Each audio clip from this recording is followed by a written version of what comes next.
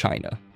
China got completely destroyed in the Great War, but the country's fate was sealed years before the bombs actually dropped. That's because about 11 years before it, China was having resource shortages due to problems in the Middle East, and that desperation motivated them to invade Alaska in 2066, essentially starting a war with America that would last until the bombs did eventually fall. Now, there was a tug of war between the two superpowers, with China dominating initially, and then America turning the tide with their T-51 power armor. But none of that mattered when the nukes fell because, well, there was nothing to fight about anymore. China was destroyed like everyone else on the planet. The government collapsed, the military disappeared, and society just stopped existing altogether. We don't actually know much about who survived in China itself, because the information is really limited.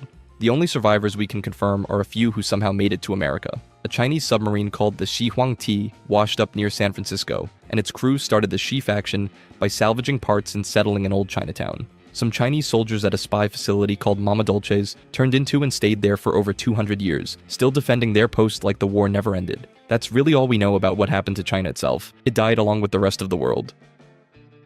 Canada. In 2059, the United States started pressuring Canada to let American troops guard a pipeline, and that's when everything started going wrong. The Trans-Alaska Pipeline ran through Canadian territory, and America wanted it protected from interference by other nations, especially China. For obvious reasons, Canadian citizens weren't happy about foreign soldiers on their soil, and this led to tensions. And so when China invaded Alaska in 2066, the US military's presence in Canada increased even more, and that's when things really started to go south. Eventually, it came to a boiling point in 2072 when someone tried to sabotage the pipeline. America used that as an excuse to invade and officially annex Canada on June 3, 2072, ending it as a sovereign nation. What followed was brutal occupation with American forces executing resistance fighters in the streets, including one execution caught on camera that became the opening scene of the original Fallout. The violence between American troops and Canadian freedom fighters kept going right up until the bombs dropped, which wiped out the infrastructure that made controlling Canada worth it in the first place. Post-war, some Canadians survived and headed south into what was left of the United States. Characters like Marge LaBarge and Dave Handy in Fallout 2 came from Canada after the war, with Marge saying she was born way up north near Lake LaBarge. Their presence proves that crossing irradiated borders was possible, and that some Canadians saw America as the better option despite everything. Mexico. Before the bombs dropped, Mexico was being crushed from every direction by nature, by politics, and by the United States' hunger for oil. Washington used Mexico's instability and pollution as a pretext for invasion, though the Fallout Bible hints that those same conditions may have been deliberately engineered through US sanctions. Then came disaster from below. In 2042, a massive earthquake leveled Mexico City, and although they were rebuilt by Mr. Handy robots, the new city didn't last long. It was one of the first to be hit with multiple nuclear strikes during the Great War. The survivors quickly turned on one another. Looters took the ruins and became the earliest raider tribes, carving out chaos amid radioactive streets. One of the few witnesses to that world is Raul Tejada from Fallout New Vegas, a ghoul mechanic who lived it firsthand. His hometown, Hidalgo, was spared direct nuclear hits but swarmed with refugees until desperation consumed everyone. He tried to reach Mexico City for safety, but what he found instead was ruins and violence. The radiation claimed him too, turning him into a ghoul doomed to roam the wasteland for centuries. When the new California Republic eventually expanded south into Baja California, they didn't find thriving settlements waiting for them. They found desperation. At places like Rattletail, the struggle for survival had become so fierce that NCR settlers ended up killing dozens of locals over a single well. Mexico endured, but only technically. The land lived on, even if the nation didn't. USSR/Russia. Fallout's timeline can't seem to make up its mind about whether the Soviet Union collapsed before the Great War or not. And honestly, that uncertainty fits the Cold War paranoia baked into the series. There's evidence for both outcomes. A Fallout 3 newspaper shows a map labeling the Alaskan invaders as Russia in early 2077, implying the USSR still existed. Yet Fallout 4 references scientists running simulations of a joint Chinese-Soviet attack a decade earlier in 2067. Then Fallout 76 introduces Lev, a Soviet immigrant who arrived in the US just before the bombs fell, and Vault 13 even granted asylum to Natalia Dubrovsky, the daughter of the Soviet ambassador in Los Angeles, proof that the USSR still had diplomatic ties and influence during those final years. And so the most likely explanation here is that the Soviet Union never actually fell. The divergence in Fallout's history kept it alive longer, largely because it didn't need to fight over resources. The USSR still had oil, uranium, and the minerals everyone else was willing to kill for. That made isolationism the logical move. Sit tight, conserve strength, and watch the rest of the world tear itself apart. When the Great War came, they weren't spared. The conflict was global, and the USSR almost certainly traded nukes with the United States, China, and the European Commonwealth. United Kingdom.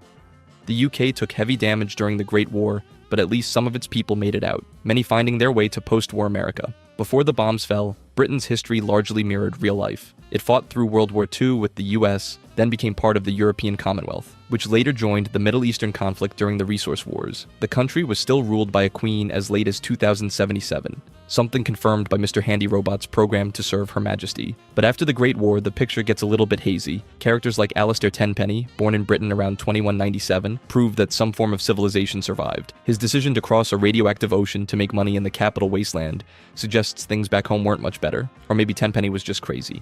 But some people followed his path, though, like Desmond Lockhart, a ghoul from Point Lookout, who once served the British intelligence and continued his missions long after the bombs fell. Dean Domino, the English lounge singer turned ghost of the Sierra Madre, carried traces of British culture into the Mojave. Even James, the lone wanderer's father in Fallout 3, speaks with a distinctly British accent, an odd remnant of a world that probably didn't die after all. All these scattered stories point to one conclusion: Britain survived, but it changed. The world burned, but across that ocean, UK might still be standing. Japan. This country is one of the biggest blank spots in Fallout's lore, almost erased from the record, with only fragments hinting at what became of it. Before the bombs, its story followed real-world history: Hiroshima, Nagasaki, Okinawa, Iwo Jima, events that still shaped Fallout's version of history. But by the 2070s, Japan still had some connection with the rest of the world, proven by the Watoga marching band in Fallout 76 had planned a trip there just before the Great War. Traces of Japan linger in small ways. Katanas remain valuable weapons, a Yakuza gang operates in Fallout 2's New Reno, and in Diamond City, the robot Takahashi speaks broken Japanese, his corrupted code a quiet echo of the past. Outside of those details, the record goes silent. Japan may have served as a US base against China, which would have made it an early nuclear target once the war began. Whether allied or neutral, the result was the same: destruction and fallout that erased nearly everything. However, Japanese survivors exist in post-war America, like the Nakano family in Fallout 4, but the home they left behind is a mystery. Whatever Japan became, it didn't survive the Great War intact. Norway. Norway only gets a single mention in the Fallout series, but even that tiny glimpse says a lot. In Fallout 4, players can find the FMS North Star, a Norwegian cargo ship stranded off the coast of Boston.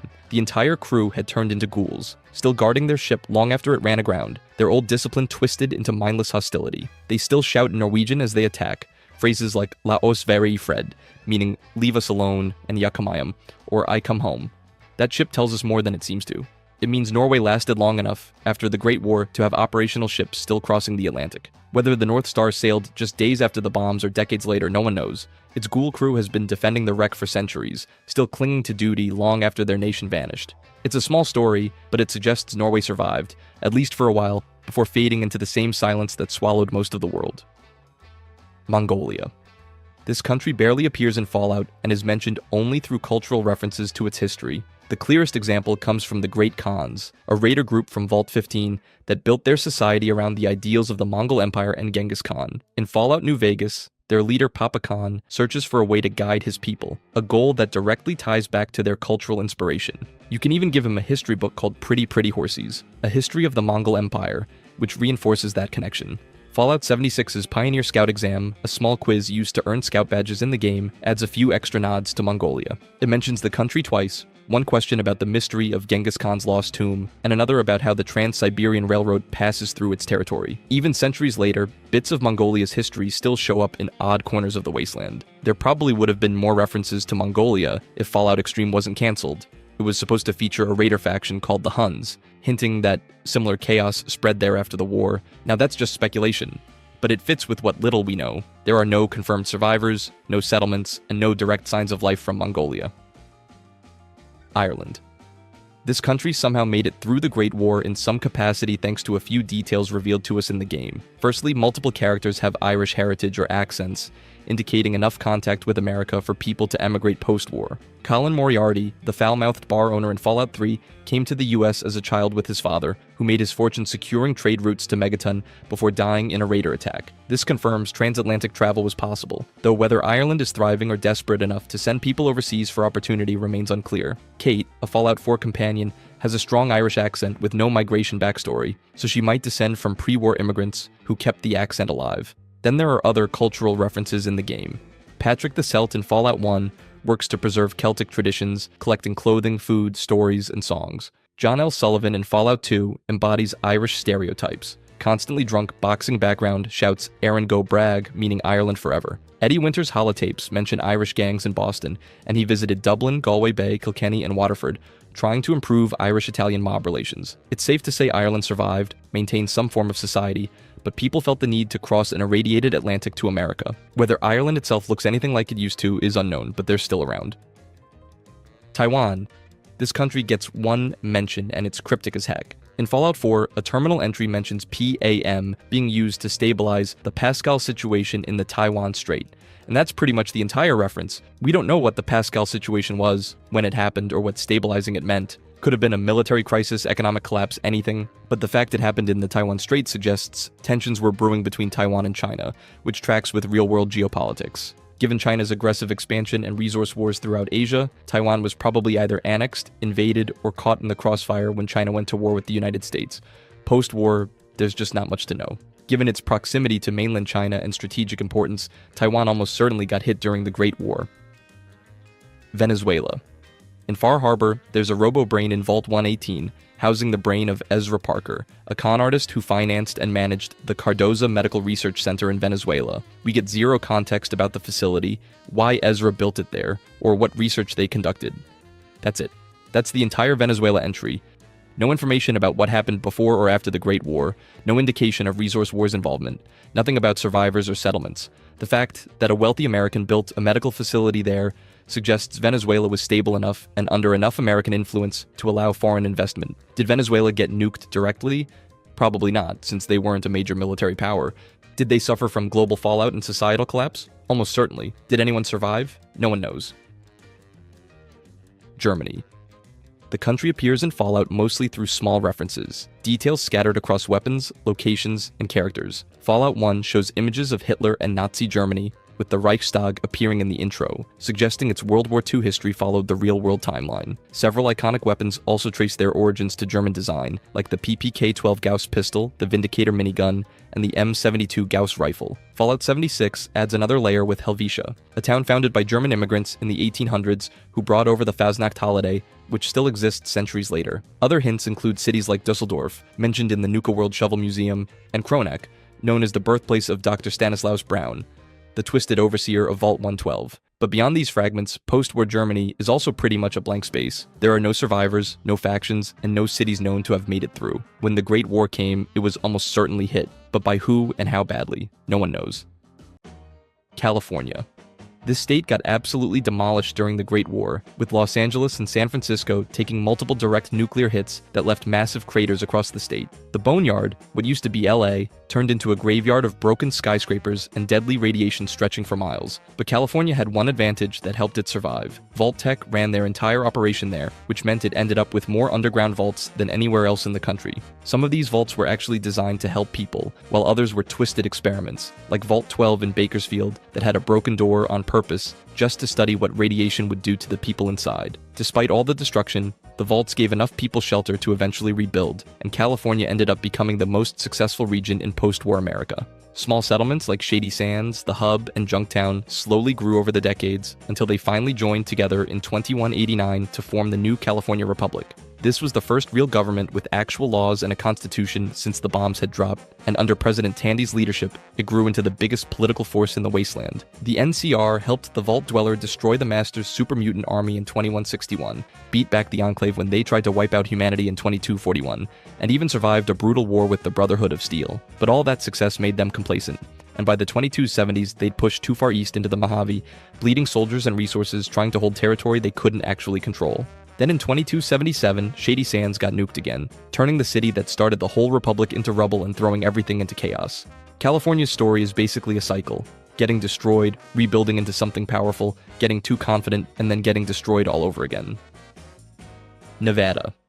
This state had the weirdest survival story of any state, and it's all because one man was obsessed with planning for the end of the world. Robert House built a defense network around Las Vegas that managed to shoot down 68 out of 77 incoming nuclear warheads on October 23, 2077, which saved the city while the rest of America burned to ash. Meanwhile, the surrounding Mojave Desert wasn't so lucky and got hammered by fallout and the total collapse of everything, but Vegas itself stood relatively intact with most of its buildings still standing. House's defense system took damage during the attack and put him into a coma for 5 years, so when he finally woke up in 2138, he found his precious city occupied by various tribes living in the ruins. He spent the next few decades carefully manipulating these tribes into becoming the 3 families who would run his casinos on the Strip, turning savages into dealers and security guards by 2274. By 2281, Nevada had become a 3-way war zone between House's independent New Vegas, the NCR pushing in from California, and Caesar's Legion marching west from Arizona. Massachusetts. It survived the Great War mostly by accident, since Boston wasn't hit by the same concentrated bombing that destroyed other major cities. One massive nuclear detonation southwest of the city created the Glowing Sea, a permanently radioactive crater that still spews radiation storms 200 years later. But the rest of Boston's infrastructure remained mostly standing. This didn't stop society from collapsing within weeks anyway, because it turns out you don't need direct nuclear hits when everything else falls apart on its own. The state had 5 Vault-Tec installations running various experiments, including Vault 111, where they froze people in cryogenic pods for 210 years, and Vault 75, where they quietly murdered any children who didn't meet their genetic standards. The real nightmare started underground at the Commonwealth Institute of Technology, where scientists survived the war and eventually created the institute. These scientists spent the next 2 centuries playing God beneath MIT, developing synthetic humans that looked exactly like real people and accidentally unleashing super mutants across the region as a side project. By 2287, the Commonwealth had turned into a complete war zone with Diamond City inside Fenway Park as the largest settlement, caught between the Institute replacing people with synths, the Brotherhood of Steel shaking down locals for supplies, and raiders everywhere. West Virginia.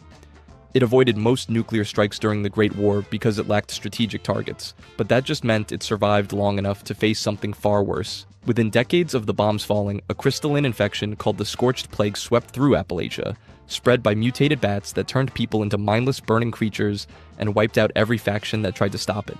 The responders, Free States, and even the Brotherhood of Steel chapter established there all fell to the plague, with the Brotherhood launching one desperate assault on the Scorched Beast nests in 2095 called Operation Touchdown, before the creatures overran their bases and killed them all. When Vault 76 opened in 2102 and new Brotherhood forces arrived decades later, they found a beautiful region rich with resources, but still cursed by the same plague that had destroyed everyone who came before.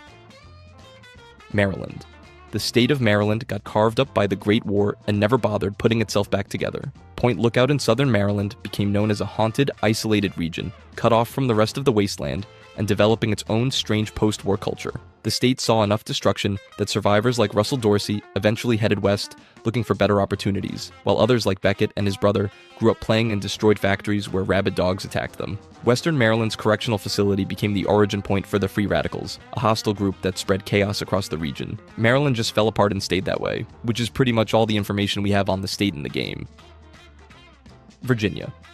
So this state took the full force of Washington, D.C.'s nuclear bombardment, which completely destroyed the northern regions. But the state's real nightmare came from Vault 87, where residents got exposed to the forced evolutionary virus to create super mutants for military purposes. The experiment worked too well. The resulting super mutants escaped the vault after either executing or converting the inhabitants, then spent the next 2 centuries terrorizing the wasteland and kidnapping people to be dunked into FEV vats. This made Virginia deadly in 2 ways. Areas that weren't completely irradiated were crawling with super mutants hunting for victims. Meanwhile, any habitable spots got picked clean within years, leaving nothing but ruins for later survivors. Pennsylvania. Pittsburgh avoided direct nuclear hits during the Great War, but the city's industrial infrastructure combined with irradiated rivers created something worse. Abraxo drain cleaner expanded in the radiation and created the troglodyte degeneration contagion, a disease that turned people into feral creatures called trogs. This contamination transformed Pittsburgh into the Pit, where raider gangs used slave labor to keep the steel mills running. The Brotherhood of Steel launched Operation Scourge in 2255 to clean out the city, basically killing most of the population in a massive assault. One paladin named Ishmael Asher got left behind and somehow survived, eventually building his own slave-based empire. By the 2270s, the Pit had become notorious for its gladiatorial arena, where slaves fought for freedom but mostly just died for entertainment. Arizona. The state was hit by targeted strikes during the Great War. For decades afterward, Arizona was a complete mess, where every settlement fought its neighbors just to survive. Raiders overran Arizona so badly that people couldn't even trade with nearby towns without getting killed, leaving the whole region in constant violence. Everything changed in 2247 when Edward Sallow, famously known as Caesar, and Joshua Graham got captured by the Blackfoot tribe. Sallow transformed these struggling people into Caesar's legion, building an army that swept across Arizona and either killed or absorbed 86 different tribes. The legion's brutal methods actually turned Arizona into one of the safest places for travelers, since they either scared off or crucified every raider they found. By 2281, the Legion controlled all of Arizona, creating the most powerful military force east of the Colorado River. New Mexico. By 2281, Caesar's legion controlled all of New Mexico. Caesar himself mentioned the state as part of the legion's expansion, and a woman named Siri tells the courier she came from a small town in the state before the legion burned it and enslaved her. Dale Barton, a trader operating near the Hoover Dam, explains that trading with the NCR costs too much, so he sticks with doing business in Arizona and New Mexico instead. While the Legion proved to be a menace, they surely kept the trade routes secure in the region. The state's fate mirrors Arizona's. Tribal communities that survived the Great War eventually faced conquest by the Legion, with towns either submitting to Caesar's rule or being destroyed. Utah.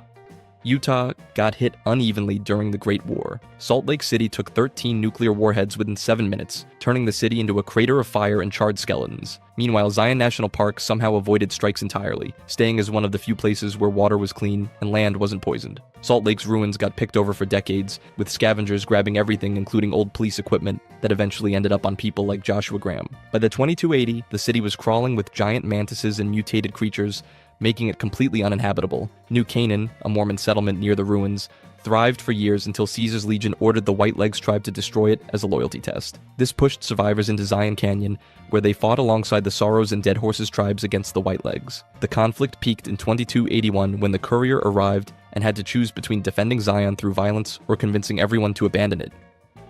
Colorado. Colorado fell under Caesar's legion during their aggressive eastward expansion from Arizona. The conquest wasn't peaceful.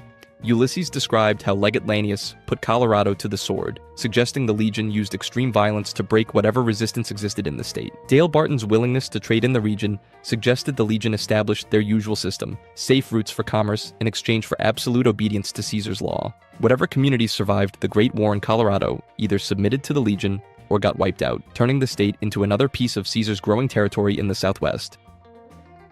New York. New York took confirmed nuclear strikes on the day of the Great War and suffered catastrophic damage. The few people who mention the state paint a grim picture of what's left. Adelaide describes New York City as a big crater, particularly the areas around Broadway. Nathan Broadhurst, a former professional baseball player who survived the Great War in Boston, heard from other survivors that New York was worse off than where they came from, which says something considering Boston's devastation. 2 centuries later, the city's reputation hasn't improved. Giuseppe Della Ripa mentions living in New York at some point, hinting that some areas outside the blast zones might be inhabitable, but no detailed information exists about what actually survived. New Jersey. The nuclear war hit New Jersey hard, with Atlantic City getting slammed by massive flooding that drowned huge parts of the old resort town. The Pine Barrens got it even worse though, where radiation turned the forests into something nightmarish, creating the Overgrown, a parasitic plant that could actually infect people and animals. The Barrens also became home to the Jersey Devil, a deadly creature that hunted through both the wilderness and the flooded city streets, but somehow, New Jersey bounced back faster than most places. Atlantic City pulled itself together under Mayor Timothy Lane, who set up a 3-way government between the Moonies, the Showmen, and the Lombardi family crime syndicate. These 3 groups working together managed to get clean water flowing again, keep the power on, grow food on farms outside the city, run emergency services, and even provide entertainment that brought in traders and visitors. People still lived in the Pine Barrens too, Joey Bello calling them Pineys, just like before the war, even with all the dangers lurking around. And naturally, New Jersey still caught jokes from other wastelanders. One popular crack asked whether waking up in Hoboken was worse than the apocalypse. Oregon. After the war, Oregon's fate stayed unclear for decades, though survivors in coastal towns like Coos Bay dealt with massive flooding that turned the area into what one resident called a soggy-ass flooded town before leaving for the East Coast. Southern Oregon eventually became a wild country filled with geckos, and hunting these creatures became a major way to make money for settlements like Klamath and the scattered tribes in the area. This also made Oregon a favorite target for the Slavers Guild from New California, who captured isolated tribal communities for profit. Around 2161, the Vault Dwellers started Arroyo after defeating the Unity, adding another tribal village to the region. One thing both groups agreed on was their hatred of the cannibal groups roaming the wilderness, making Oregon's post-war world as dangerous as it was divided. Texas. Texas's fate after the Great War remains largely a mystery, with even wastelanders like John Cassidy openly wondering if the state survived at all. Cassidy supposedly left his family later in life trying to reach Texas, though nobody knows if he ever made it. What little we know comes from scattered references: a pre-war baseball championship, where Boston was crushing a Texas team 3-0 before the bombs dropped, or the death car in the Vicky and Vance casino that still carries bullet holes from a shootout in Plano, Texas. The state left its mark on wasteland culture in other ways too, with the Desert Rangers tracing their lawman heritage directly back to the legendary Texas Rangers. Red Raptor Firearms, a pre-war weapons manufacturer based in Austin, also produced gear that found its way across the post-war world. People like Tex Rogers tried returning home after the war, but eventually joined the Brotherhood of Steel after talking with one of the members. But beyond these fragments, the fate of Texas remains a mystery. Illinois. Chicago got bombed during the Great War, and its industrial areas took heavy damage, leaving the city dangerous centuries later. Despite this, the city remained inhabited, with families like young Tommy settling there and making lives in the ruins. Tommy and his parents even helped repair a passing iBot named EDE using a pre-war Illinois license plate, showing that survivors were resourceful enough to adapt old-world tech. It's surprising, though, that for a state as popular as Illinois, this is the only information presented in the game. Missouri. This state shows up mostly in Fallout Tactics, making much of its story semi-canonical at best. After the war, Missouri became home to several bases for the Unity remnants, super mutants led by Gamoran who fled east after their defeat in California. Kansas City developed its own strange post-war society called Gravestone, a settlement populated entirely by ghouls who worshipped an undetonated nuclear bomb. Ohio. Ohio seems to have survived as a somewhat dangerous but inhabited wasteland, though calling it survival might be generous. Columbus got hit hard during the Great War. With its famous stadium, the Horseshoe turned into a crater, while southeastern Ohio's Burning Springs region went from forests to irradiated desert. The Ghoul summed it up best when he described pre-war Ohio as unimpressive and noted it hasn't improved since. Alaska. This state was the main battleground for the Sino-American War, with Anchorage seeing brutal fighting as Chinese forces invaded from 2066 until getting pushed out in January 2077. The war got so intense, the military designed Liberty Prime specifically to help retake Alaska, though they never finished building it in time. American forces fought all the way from Anchorage to China, with factories constantly shipping weapons north to support the campaign. When the bombs dropped on October 23rd, peace talks were actually happening in freshly liberated Anchorage, collapsing that same morning as the nuclear exchange began. Chinese bombers were spotted off the Bering Strait at 3:37 a.m. Eastern Standard Time, just hours before the first warhead struck. Alaska's fate after that remains unknown, though the state had already been devastated by years of conventional warfare before the nukes even fell. Maine. The state of Maine avoided direct nuclear strikes, but ended up with permanent fog that never clears. The state lives in endless twilight where sun can't break through, creating an eerie atmosphere matching the locals' hostility. The settlement of Far Harbor was set on Mount Desert Island, and the people there constantly dealt with radioactive fog, synth refugees, and conflicts between humans and the Children of Adam cult. Maine pretty much stayed isolated after the war. Wyoming. The state doesn't appear in any Fallout games, but gets mentioned as a destination for groups leaving the Mojave. If convinced to seek their own future, the Great Khans migrate north into Wyoming's plains during the Second Battle of Hoover Dam. The Whitelegs also fled into Wyoming after being defeated by Joshua Graham and the Dead Horses in Utah. Half their tribe died in the first winter, and the remnants scattered to the winds the following spring. Whatever Wyoming became after the war, it's clearly harsh enough to break tribes that couldn't handle its conditions. Idaho. This state only gets one mention in the Fallout lore. If the Great Khans remain allied with Caesar's Legion when the NCR wins the Second Battle of Hoover Dam, the remnants of the tribe are driven north into the wilderness of Idaho. This description makes sense. Idaho's mountainous terrain and lack of major cities probably spared it from direct nuclear strikes, but the harsh landscape and isolation meant no organized communities formed. Montana. The only real information about Montana comes from a few character mentions. The Lonesome Drifter came from the direction of Montana, where he lived with his mother after his father abandoned them. She eventually died from hardship in the wasteland. In New Vegas, if the courier is male with the Lady Killer perk, there's a dialogue option suggesting they might have visited Montana and gotten someone pregnant roughly 17 years before 2281. So that tells us the state survived. That's all that's known about post-war Montana. Connecticut. Connecticut doesn't show up much in Fallout lore. Lance Ames reported being in the state when the bombs dropped, though there's no record of what happened to him after. Gilbert Hobson, a former teacher you can find in Appalachia, was from Monroe, Connecticut. The biggest mention comes from Nathan Broadhurst and Jim Walker, two baseball players who survived the Great War in Boston. While heading south to reach family in West Virginia, they joined up with a survivor group in Hartford that was headed for Pittsburgh. The group later split up in Pennsylvania. That's about all the information we have on this state, but if we're looking at things geographically, Connecticut's position between Boston and New York meant it suffered from fallout even if it avoided direct strikes. Florida. This state's entire presence comes from a bartender's joke. Herschel Klein mentions one of his regulars claims to have seen Paladin Romani performing a trapeze act in Florida, obviously mocking the Brotherhood. Now, there's very limited information in the game for this state, but in real life, Florida's low elevation and extensive coastline would have flooded Miami, Tampa, and Jacksonville after a nuclear strike. Meanwhile, the Everglades would be a toxic radioactive swamp. The state has a pretty warm climate though, so the distance from northern strike zones might have allowed some inland communities to survive in isolation. Georgia. The state of Georgia appears only in brief mentions from post-war characters and pre-war records. A factory foreman in Fallout 4 mentions starting their military career in Georgia, while Jenny Brown in Fallout 76 compares Appalachia's humidity to what she experienced back in the state. Pre-war records mention Matt Murtaugh, a baseball player for the Boston Swatters in 2077 who came from Atlanta. Because of Georgia's landmass, rural areas probably survived after the bombs dropped. It would have been similar to the scattered communities of Appalachia. Hawaii.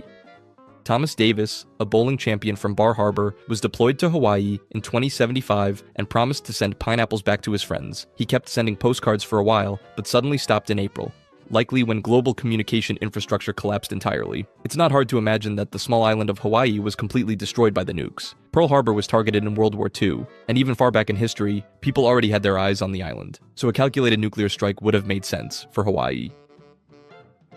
Iowa.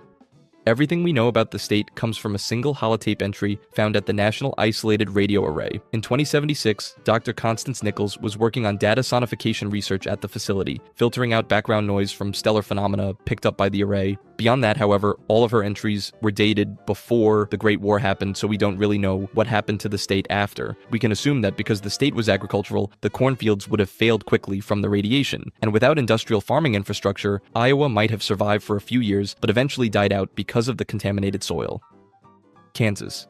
The state of Kansas has one of the most interesting lore surrounding it, even though the information about the place itself is almost non-existent. One of the references that can be found was from Ken, a survivor in the pit. Due to the fear of being attacked by trogs, he mentions traveling to Topeka in a letter addressed to a fellow survivor named Marnie. In another instance, Elliot in Fallout 76 has a partner named Spence who's stuck in Kansas. Giles Sweetwater mentions the world's biggest ball of twine being located in Kansas, though he notes there's controversy over the claim. So just based on that, we can assume Kansas is at least habitable. Kentucky.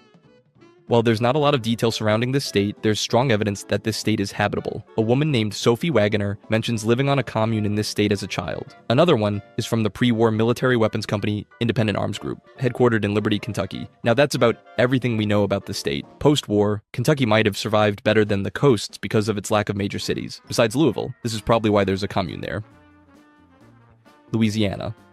Louisiana's only appearance comes from one character background. Initiate Ellison was born there before his family moved to West Virginia when he was young. The fact that his family fled Louisiana for Appalachia suggests the state became unlivable enough to drive residents away, even to regions facing their own dangers. On top of that, New Orleans had a low elevation, and that meant the city likely drowned completely when levees failed. The bayous would have become toxic radioactive swamps, and oil refineries drew strikes that turned Louisiana into an abandoned, flooded nightmare.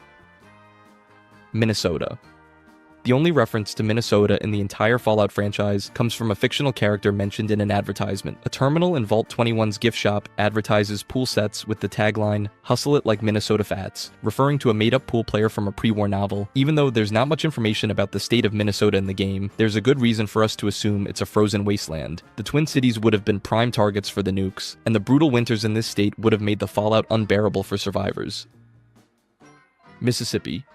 Mississippi shows up only in two brief terminal entries found in the wasteland. General Brock's terminal in Fort Strong mentions sending launchers to a supply yard in Mississippi before the war, while another terminal in the Parlor describes a pre-war fictional story about a girl from small-town Mississippi moving to the big city. But sitting along the Gulf Coast, the state would have faced severe flooding and hurricane damage after the bombs fell. The result would have been a poisoned, swamp-heavy landscape that's far too dangerous to support large, organized communities. Nebraska.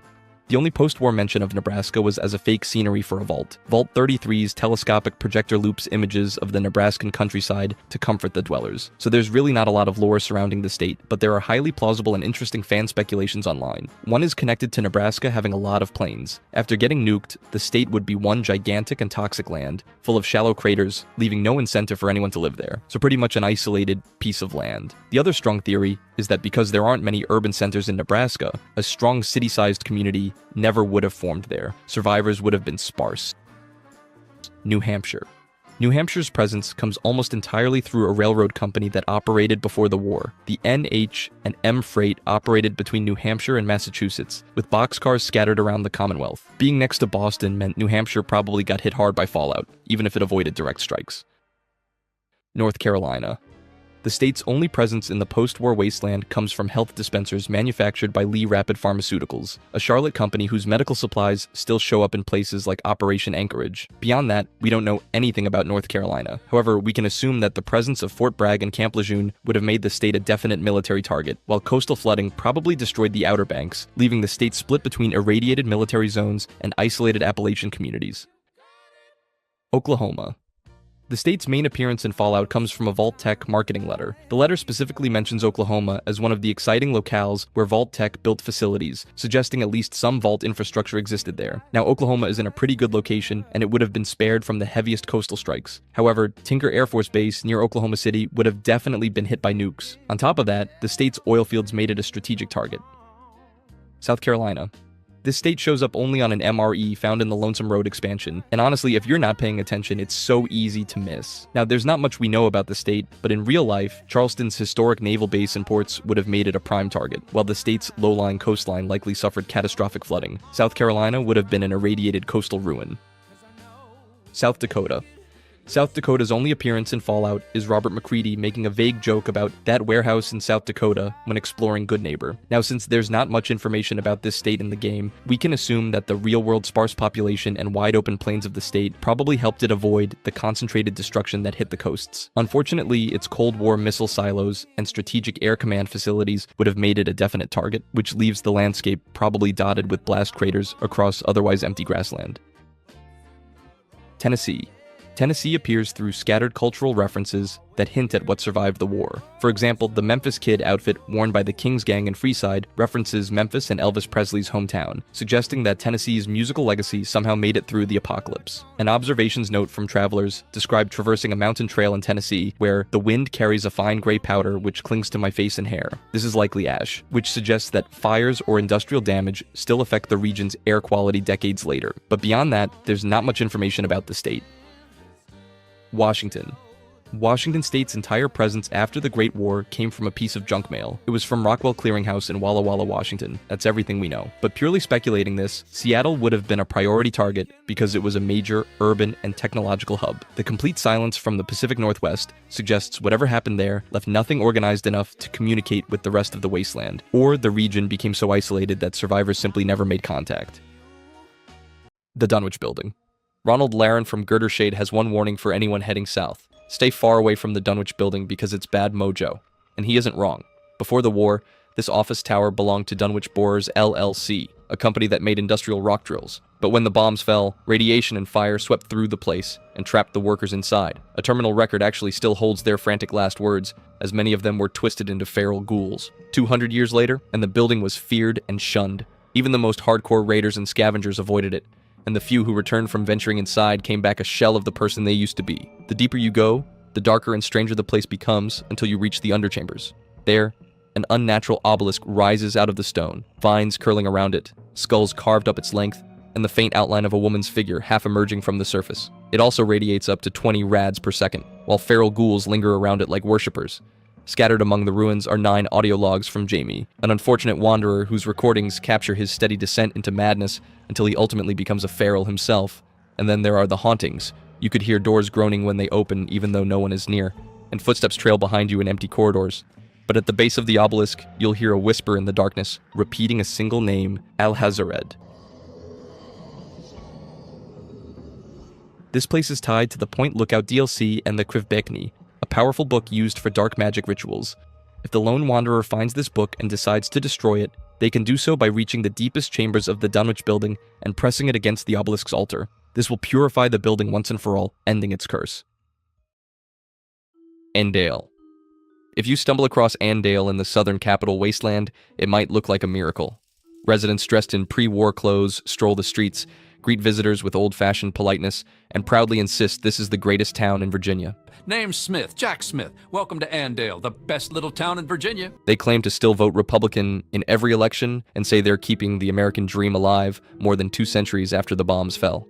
But beneath this picture-perfect surface lies something far darker. When the Great War came, 4 families survived by hiding in fallout shelters beneath Andale. When they emerged, their food supplies were gone and starvation set in. To survive, they turned on unwary travelers, justifying cannibalism through a twisted interpretation of Christianity and family values. For 200 years, generations replaced the old through incestuous marriages, since no outsiders were ever brought in. By the 23rd century, everyone in Andale was closely related, and men simply married whoever was available without question. Outsiders soon recognized that something was wrong. Caravaneers, raiders, and travelers stayed away from the place, even if they couldn't quite name why. The evidence is hard to miss once you look closer. Refrigerators in each home hold carefully stored cuts of so-called strange meat pie, with a total of about 80 pieces across town.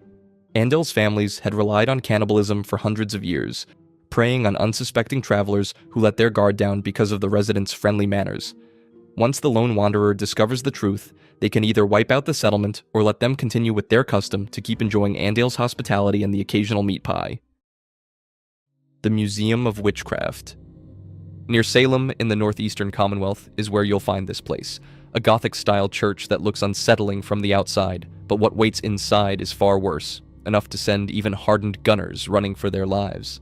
Before the war, the building served as a historical attraction, offering exhibits on Salem's past and its infamous witch trials. Now the main door is chained shut from the inside, which forces the only entry point through the cellar. But once you get in there, you immediately find the mutilated body of Private Hart, the first sign of a gunner squad that met a violent end. Deeper inside, the basement reveals the remains of Major Jeffries and 2 more soldiers, all killed by the same unseen threat. As you explore, constant rumbles and camera shakes signal that something powerful is close by. Soon, on the main floor near the northwest bathroom, the body of Sergeant Lee lies next to several cracked deathclaw eggs. Among the broken shells is a single pristine egg that somehow survived intact, and the culprit quickly becomes clear. A leveled deathclaw has made the museum its nest. As you dig deeper into the mystery, you eventually uncover the squad's audio logs, which documented their growing panic. Everyone inside the museum, now! They realized they were trapped inside with the creature that was hunting them down. Major, what found us? Vault 11. What makes Vault 11 so disturbing isn't monsters or mutations. It's walking through a tomb of bad decisions. Every wall is plastered with campaign posters. I hate Nate. Don't vote Glover. Each one is a desperate plea to avoid being elected overseer because being elected meant execution at the end of your term. And the deeper you go, the worse it gets. Terminals document how quickly neighbors turned on each other. Audio logs capture moments of paranoia and betrayal as political blocs scheme to condemn others instead of themselves. The sacrificial chamber sits at the bottom, a room with a single chair facing a projection screen, designed to comfort victims with lies before robots gunned them down. The real horror waits at the entrance. 4 skeletons slumped near the vault door, a pistol on the floor. These were the survivors who finally refused to kill, only to learn the computer would have freed them if they'd refused from day one. 16 years of unnecessary murder with hundreds dead. The 4 people left couldn't live with this realization and decided to end it all. Only one person was able to walk away, but nobody really knows what happened to them. Sierra Madre. It was meant to be a place where guests could begin again, leaving behind their past lives to survive the nuclear war that Frederick Sinclair believed was inevitable. The resort was meant to be completely self-sufficient, and at its center was a vault where Sinclair planned to survive with Vera Keyes, the woman he loved. But the grand opening never came. Keyes, manipulated by Dean Domino, betrayed Sinclair, and when the bombs fell, the systems in Sierra Madre turned on the very people they were meant to protect. As a result, the resort became frozen in time. The systems never stopped running. Automated holograms still patrol the halls, killing anyone they mistake for intruders. Doors slam shut with no way to open them again, and vending machines hum like the casino is still waiting for its grand opening, even though the guests had been dead for centuries. Walking through it feels less like exploring ruins, and more like intruding on a place that doesn't realize it's already gone. The villa outside is even worse. The streets are filled with the cloud, a red, poisonous mist that never clears. Step into it for too long, and it eats away at your body, while shapes shuffle in the haze. These are the ghost people. Former workers trapped in hazmat suits, now mindless and violent, unable to die in any normal sense. Sinclair died with his dream inside the vault, waiting for Keys who never came. Her voice survives only as a hologram repeating her last words, "Let go." Far Harbor. This place sits on the shores of Mount Desert Island, a settlement clinging to existence against the radioactive fog that constantly threatens to swallow the town whole. The settlement only survives because Acadia, a colony of escaped synths led by Dima, provided them with fog condensers that keep the deadly mist at bay. In exchange for this life-saving tech, Far Harbor became a lifeline to the outside world for the synths. This arrangement seemed like salvation until the truth came to light. Desperate to create peace and protect his people, Dima murdered the town's leader and replaced her with a synth duplicate, effectively infiltrating Far Harbor's leadership without anyone knowing. The woman the residents trusted to guide them wasn't even human anymore. But the worst part in all of this is that Dima actually developed a contingency plan that could wipe out everyone in town by shutting down their power source in case his facade collapsed. The Lone Wolf Radio. South of Good Springs sits a rusted trailer that once served as a pirate broadcasting station run by a conspiracy theorist who fought what he believed was the good fight against government evils. The trailer is packed with scattered radio equipment, sensor modules, and heaps of empty whiskey bottles and shot glasses scattered across every surface. Outside, graffiti warns visitors to keep out, while inside, a far more disturbing message is painted on the wall. "Everyone is gone. I am all alone. Let it all end."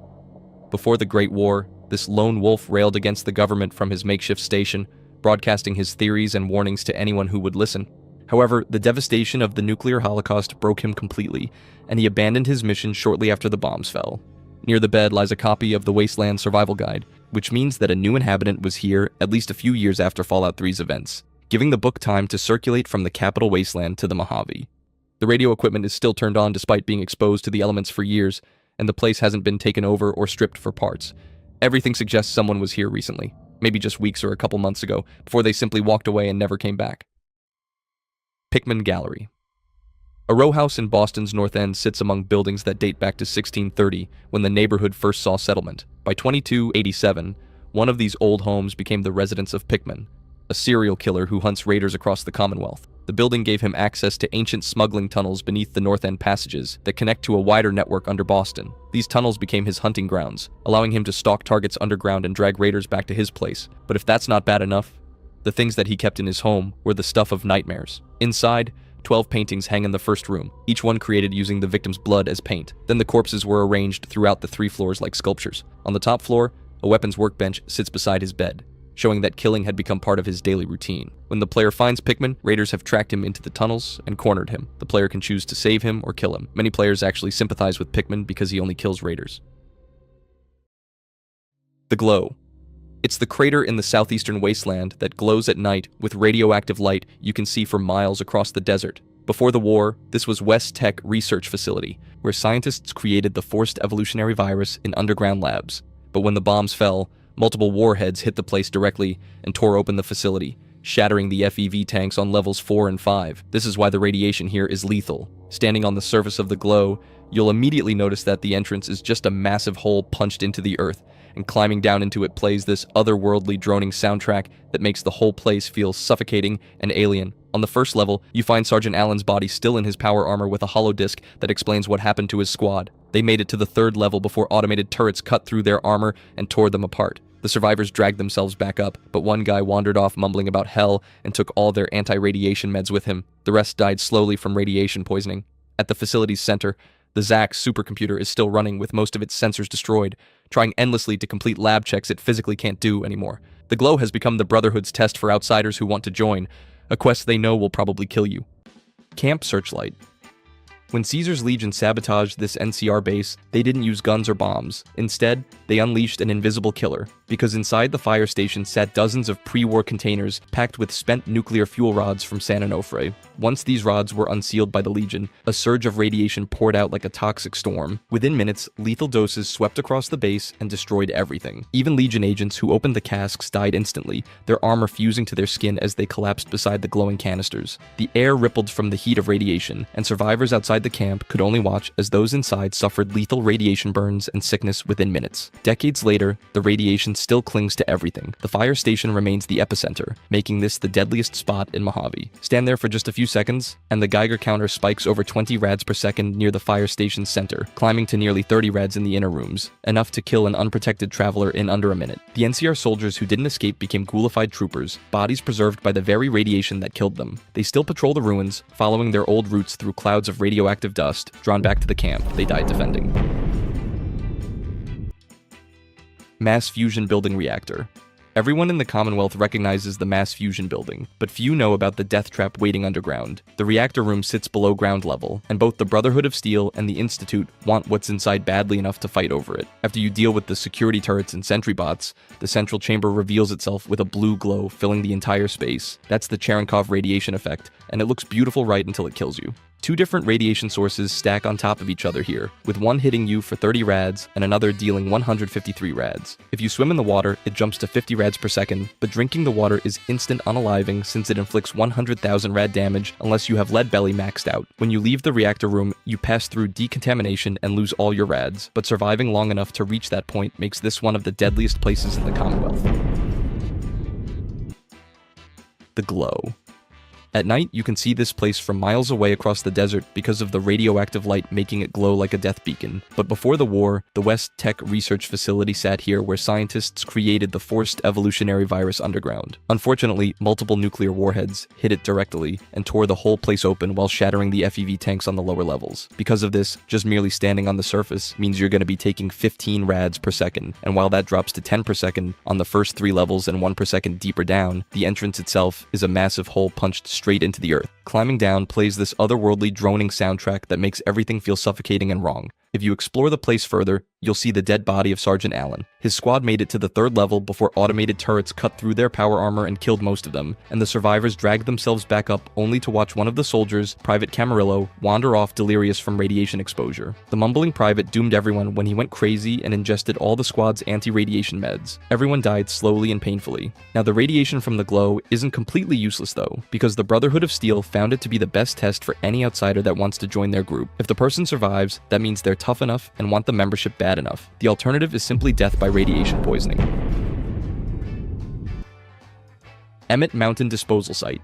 Before the Great War, the Toxic Valley was known for its lush forests and winding rivers, but decades of industrial abuse turned it into a gray wasteland. Constant chemical spills, airborne ash, and runoff poisoned the soil long before the bombs ever fell. When the war finally came, that pollution became mixed with the fallout. This created the radioactive fog that gives the valley its name today. Every inch of it is laced with toxins, and the Emmett Mountain Disposal Site sits at the center of it all. The facility was built to store more than 1,000 barrels of nuclear waste in 8 reinforced chambers, but within a week of opening, the support beams failed, collapsing part of the site and burying 2 inspectors under tons of debris and leaking radioactive drums. After the collapse, radiation began leaking through the tunnels, exposing workers to dangerous levels of contamination. As illnesses spread, employees grew suspicious that the company was secretly studying the effects of radiation on them. When supervisors complained about the shoddy materials that caused the disaster, they were quickly replaced with managers who ignored the problem. By 2103, scavengers cleared out the Deathclaws living there and started mining the irradiated ore, turning a disposal site into a source of nuclear material.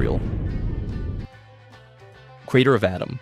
The glowing sea spreads across the southwestern corner of the Commonwealth as the most irradiated region in the entire wasteland. Legend says it was ground zero for the nuclear blast that destroyed most of Massachusetts, an explosion so massive that people saw it from as far away as Sanctuary Hills, which is roughly 65 kilometers away. This created a vast landscape where lethal radiation glows sickly green across everything, especially at night when you can see it from anywhere in the Commonwealth. But right at the center of this radioactive hellscape is the Crater of Adam, a place built directly on ground zero where the nuclear explosion left a massive impact crater. The children of Adam treat this spot as their holiest site and built metal shanties around an irradiated pool at the crater's center. A yellow-green radioactive glow rises above the crater constantly and can be seen from miles away. The cultists seem completely immune to the deadly radiation, claiming Adam's blessing protects them from harm. Their leader, Isolde, insists they built their metal shanties themselves from salvaged riveted scrap, believing the very materials help channel Adam's divine power.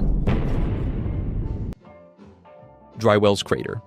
The Divide was once home to the towns of Hopeville and Ashton, built around dormant missile silos that somehow survived the Great War. One day, the courier's delivery accidentally triggered those silos, launching their missiles and tearing the land apart. The explosions created the wasteland now called the Divide, and within it lies dry wells, a pit of scorched tents and melted metal where radiation, instantly lethal to anyone who steps too close. By 2281, Centurion Gaius Magnus and his legionaries occupied the ruins, but the radiation soon consumed them. The fallout burned their flesh, twisted their bodies, and turned them into irradiated versions of the soldiers they once were. That's because the area's radiation levels are extreme, averaging around 35 rads per second throughout the camp, but spiking past 300 rads per second near the crater's center. Centuries later, the crater still emits intense radiation. It's a constant reminder that in the Divide, nothing stays buried for good. Monongahela River. This river runs north from West Virginia into Pennsylvania, passing under the Pitt Bridge before joining the Allegheny River to form the Ohio. The waterways around Pittsburgh became dangerously radioactive after the Great War. Radiation leaked from the city's ruined factories and mixed with fallout in the rivers, though a few shallow areas stayed just safe enough to cross until 2104. But by 2277, the river near the pit had become something far worse. The shoreline hits you with 290 rads per second, making it more radioactive than any water in the capital wasteland, and standing in the water itself exposes you to about 600 rads per second. If you're crazy enough to drink it, it'll give you another 450 rads. As you move east and west of the Pitt Bridge, radiation spikes sharply, reaching up to 2,665 rads per second in the worst areas. The further you go from the bridge, the murkier and deadlier the water becomes. One local, Mona, fell into the river and suffered a horrifying fate. Her skin peeled away, and she developed lesions from the radiation burns. The devastation and industrial waste that built the pit now flow through its veins, making it one of the most radioactive waterways in the entire Fallout universe.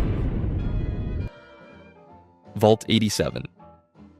Unironically enough, the most radioactive place in the entire Fallout universe goes right back to a vault. This one sits northwest of Little Lamplight as the birthplace of the Capital Wasteland's super mutants and their main stronghold. Construction finished in 2071, but around 2076, the vault's original experiment got scrapped and the whole place became a research center for studying the forced evolutionary virus on human subjects. The overseer and security guards followed their orders from Vault Tech, but their security measures weren't enough when mutated test subjects broke free about a year after the vault sealed. The escaped mutants overwhelmed the guards and either drove other vault dwellers out or dragged them off to be mutated with FEV, creating a new generation of super mutants that spread across DC and kidnapped people for nearly 200 years. But the real horror of Vault 87 isn't what's inside but what's waiting at the entrance. The radiation at the above-ground entrance is the highest in the entire game, peaking at nearly 4,000 rads per second in the center and about 3,600 right at the vault door. It's so deadly that even full Rad-X and a radiation suit won't save you. Stepping inside kills you in less than a third of a second. This is likely intentional as a gameplay mechanic, forcing players to find the alternative path through Little Lamplight instead of the main vault door. The main entrance was damaged beyond repair, probably by a direct nuclear strike that left behind this lethal hotspot. And that's Fallout's most radioactive places ranked. How would you rank them on your own? Drop it in the comments, and don't forget to like and subscribe for more Fallout chaos.